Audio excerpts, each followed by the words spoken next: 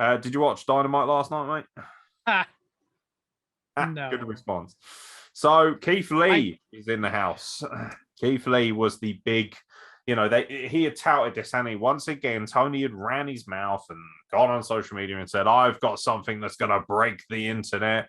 He doesn't really understand the concept to break the internet. This is going to move the needle. This is the big star, and it was Keith Lee. Do you think that is a big deal? No, I love Keith Lee to death. Don't get me wrong. Yeah, I so do love I. the man. I think I he's a think great he's actor. absolutely I think brilliant. he's a great pickup, man. Oh yeah, he'll contribute amazingly, but For the 3 weeks he's allowed to wrestle a year. he's coming in off the heels of Bryan Danielson, who's doing some of the best work of his career right now.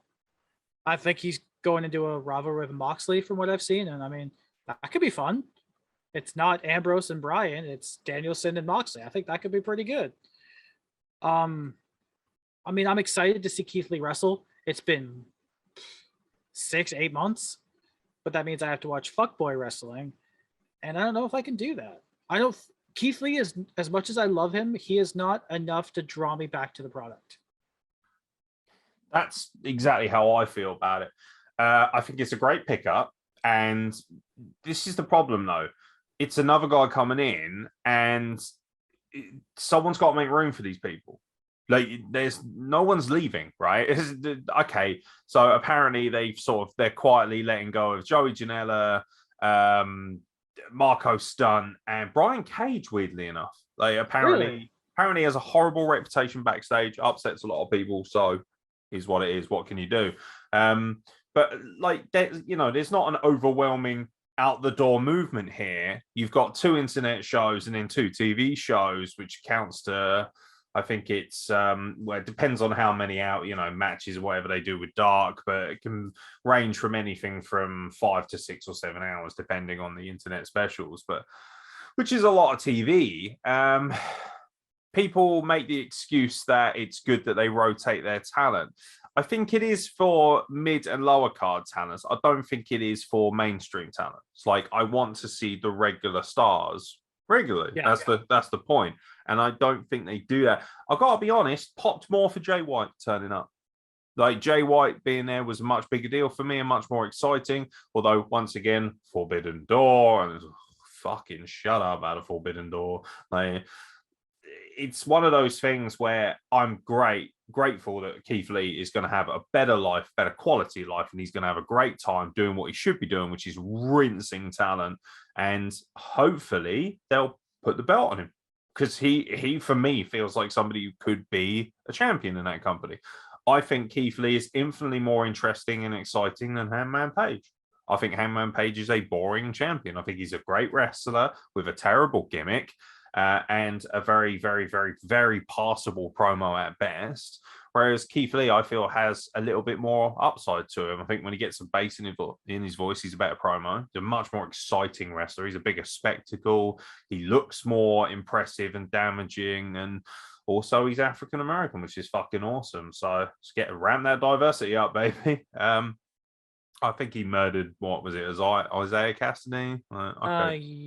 Yes. Who cares? Yeah. I don't care about that. Do something more interesting. But I think this means that he's now in the ladder match for number one contenders thing at the next. Revolution or something. I think he'd be a great TNT champion for sure.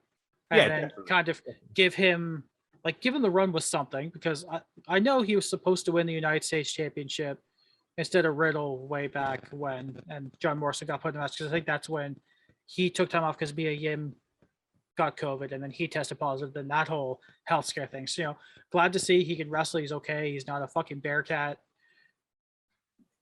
But, if Bryan Danielson wasn't enough for me to go back and watch Dynamite regularly, I'm sorry. Like I said, I love Keith Lee, but it's not going to work for me. CM Punk came in, right? I mean, whether we like him or not, we don't. Well, for the most part, I just don't care. I just think he's massively overrated. But I'm a bit different now, yeah. Yeah, I do know that he is, without a shadow of a doubt, a big deal. His return was a big deal. Him coming back to wrestling was a big deal. that hasn't really moved the needle that much. It might have brought in a few casual fans for a few weeks, but they seem to have kind of steadied out at about 1 million, which, don't get me wrong, is very impressive. Like, you know, until I can draw 1 million fans at my indie promotions, I can shut the fuck up, I guess. But I'm sitting here thinking that's a much bigger deal than Keith Lee. It is. And so is Bryan Danielson. So was Adam Cole, in my opinion. None of those guys have been able to even remotely move the needle in the way that AEW would like. Because I think even if AEW has world-class television, which I don't believe it does, I think it can have some excellent and stunning stuff. And then it's got some fucking dog shit. Like everything else, that's just the way it is. You know what? I'm not going to sit here and go, fuck AEW or fuck WWE or blah, blah, blah. Like, everything I watch has good shit and bad shit. I watched an MLW show recently, had an amazing main event, load of crap before it, and I was like, okay, cool. Because that's just wrestling nowadays. You're not going to like everything. Not everything is tailored towards you because every single company is now trying to tailor towards the entire market. So you're simply not going to enjoy most of it. And all these, these super positive AEW fans are like, no, everything's great on our show. It's not. It's just not. That's a lie. Like, if you want to bury your heads in the sand or do the ostrich thing and pretend that nothing ever goes wrong, well, you're obviously very, very silly. And that's great that you've got super positive mindset and you can't say anything negative. But in the real world, where we have to deal with critiques and we have to grow and evolve as human beings, we see the bad side of people. Just like Carl Wilkinson is seeing the bad side of people in Canada, and I'm seeing the bad side of people in England. And that is just the way it is. So, no, I don't think it moves the needle. But I am pleased for Keith Lee, and I just hope he gets used correctly.